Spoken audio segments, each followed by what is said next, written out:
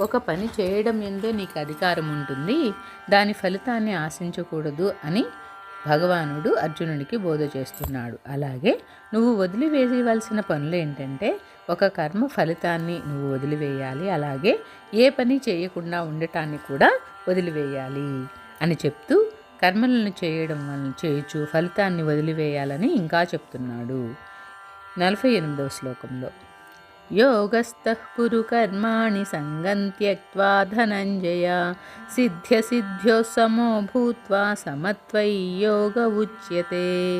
ఓ అర్జున, నీవు యోగనిష్ట యందుండి సంగమును త్యజించి కార్యము ఫలించినను ఫలించకపోయినను సమానంగానున్నవాడవై కర్మలను చేయుము.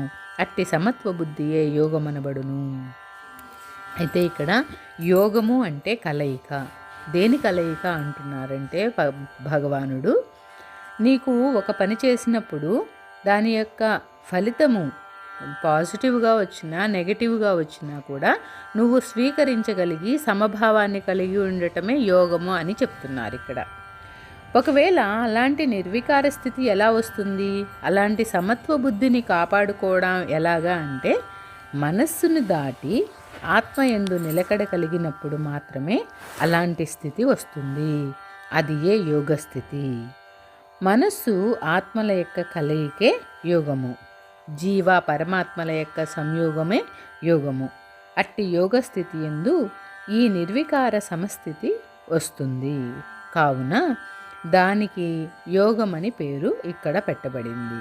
కాబట్టి యోగమందుండి ఆత్మయందు నిలకడ కలిగి దృశ్యముతో సంగమం అంటే సంఘాన్ని వదిలివేసి ఫలితాలని ఆశించకుండా ఆ వచ్చిన ఫలితాల యందు సమబుద్ధి కలిగి కార్యాలను చేయమని భగవంతుడు ఆదేశిస్తున్నాడు.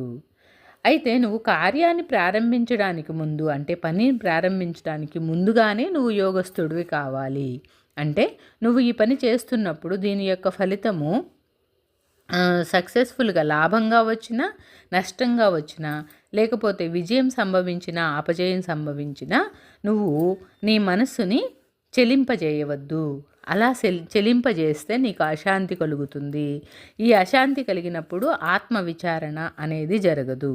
కాబట్టి కర్మాచరణ ఒక పని చేయడానికి పూర్వమే జ్ఞాన విచారణ ఆత్మచింతన అనేది తప్పక చేయాలి.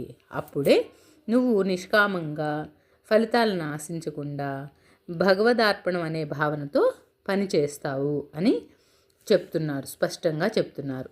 అందువల్లనే భగవద్గీత యందు కర్మయోగమందు సాంఖ్యయోగం అంటే జ్ఞాన